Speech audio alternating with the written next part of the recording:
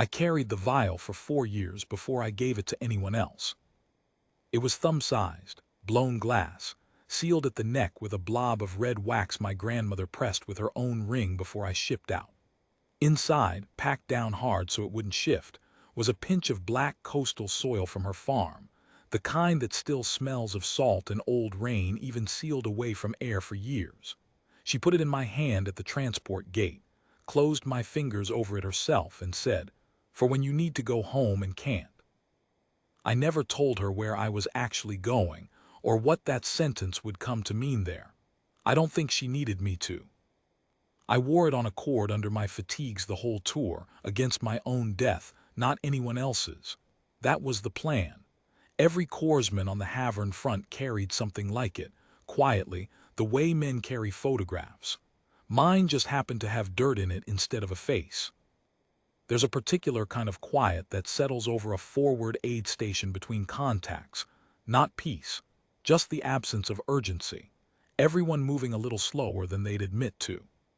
I spent most of that quiet checking and rechecking supplies I already knew the count of, and the rest of it talking to whoever rotated through on liaison duty, because talking kept your hands steady for when they needed to stop being steady and start working fast. The Havern front wasn't ours. We were guests there, technically, fighting alongside the Cairn against a border push neither side had started and neither could afford to lose. The Cairn were good soldiers, disciplined, dry-humored once you got past the long silences, built low and broad with skin like packed clay that cracked at the knuckles when they were nervous.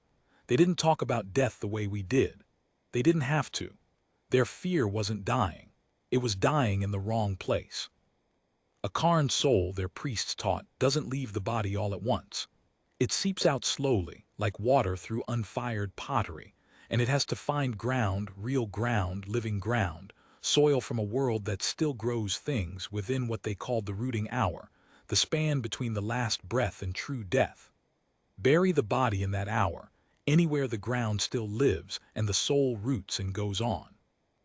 Miss it and the soul stays unrooted forever, drifting, attached to nothing, which to the Cairn was a fate so much worse than ending that they rarely said the word for it out loud. They called the unrooted dead the standing ones, because the old story said you could sometimes still see them, upright, going nowhere. Out here, on rock and ash and a battlefield with no soil worth the name for 200 kilometers, there was no rooting hour. There was just dying far from anything that grew. I learned all this secondhand over weeks from a recruit named Sale Vethrin, who'd been assigned to our aid station as liaison and ended up, the way these things happen, becoming something closer to a friend. She was young for a Cairn soldier, sharp without being hard about it, and she asked me once very carefully whether humans had a rooting hour too. I told her we didn't, not really. She looked at me like that was the saddest thing she'd heard all month and didn't say so. She caught a round meant for someone else 3 weeks later, in the gap between two transports, and I was the one who got to her first. It was a gut wound, the kind you don't walk away from, and both of us knew it inside the first 10 seconds. The light out there was the flat, shadowless kind that Havern got at midday, no clouds to soften it, and it made everything look more exposed than it already was: the rock, the dust on her skin, the dark spreading through the seam of her armor faster than the dressing could keep ahead of it.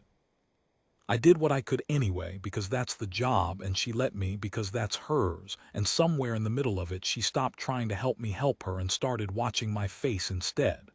Cairn don't beg. She didn't. She just said, very quietly in the flat voice they use when they've already done the arithmetic, "There's no ground here." I knew what she meant. I knew exactly what she meant. There wasn't. Havern dirt was dead rock dust, sterilized by whatever the orbital strikes 3 years back had done to the topsoil. Nothing grew within walking distance in any direction. Her rooting hour was going to run out on bare stone, and she was going to spend whatever came after standing somewhere, attached to nothing, and she knew it, and she was choosing to die calm about it anyway, because that's what Cairn discipline asks of you even at the very end. I had maybe 40 seconds to decide whether 4 years of carrying that vial against my own death, meant anything if I didn't use it for someone else's. I pulled the cord over my head, cracked the wax with my thumbnail, and pressed the vial, soil and all, unopened, sealed into her hand, and closed her fingers around it the exact way my grandmother had closed mine. "You are already home," I said. She looked at the vial, then at me, working it out the way she worked out everything carefully, even with a hole in her.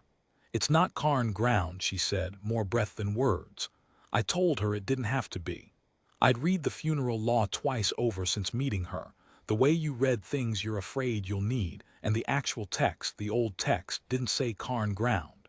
It said ground from a world that still grows things. Nobody had ever needed it to say more than that, because no Karn soldier had ever died holding a stranger's dirt before. She held on to that vial with both hands until the rooting hour ran out, and somewhere inside it, she went still in a way that wasn't only the wound. I didn't know if it had worked. I'm still not entirely sure what worked means in this. What I know is that her hand was relaxed when the hour ended, not clenched, not fighting it, the way you'd hold something you'd already arrived at rather than something you were still losing. I held on to that. It went up the chain faster than I expected. A Karn field priest came out to confirm the rooting himself, an older man, gray at the joints, the kind of deliberate that comes from doing the same exact ritual 10,000 times and never once letting it become routine. He knelt by her for a long time without speaking, then asked for the vial, turned it over twice in the daylight, studied the wax, the seal, the soil still visible through the glass where it had cracked but not broken. Then he asked for the law itself, the actual text, and read it aloud to himself, twice, the way you'd check a measurement you didn't trust the first time. Ground from a living world. No qualifier on which world. He stood there a long time with the vial in his palm before he said anything at all. He didn't call it a miracle. Karn don't really. He called it precedent, which is a word they take just as seriously. And he said it the way you'd file a report rather than the way you'd announce a wonder. The law had simply never needed to imagine a stranger's hand offering the ground, because in the whole history of the rite, no stranger ever had. Word of it moved through the Karn ranks faster than any order I ever watched travel a front. Not loudly, Karn don't do loud, but steadily, in low conversation at checkpoints, in the way soldiers who'd never met me started nodding when I passed. A few asked, carefully, whether I'd do the same for them. I told them I only had the one vial and it was gone. That didn't seem to be the point they were asking about. I went home eventually, the way you do, on a transport with empty seats where there used to be people. I didn't carry anything against my own death after that. It didn't feel like mine to need anymore. Years later, training new corpsmen for postings on fronts I'll never see, I issue them each an empty glass vial the size of a thumb, and tell them to fill it themselves before they ship out, with a pinch of dirt from somewhere that mattered to them. A yard, a farm, a roadside. It doesn't matter where, only that it's real and it grows things. I tell them to carry it against their own death, the way I did, and to remember that the moment they decide it isn't only for them anymore. It stops being a precaution and starts being the only thing in their kit that can actually do something for someone else. Every Karn unit on every front carries the same vials now, sealed the same way, for the same reason, traded freely between species without anyone asking whose ground it came from. The phrase travels with them in a dozen accents, human and otherwise, spoken low over a hand that's already let go of everything except the one thing it's holding.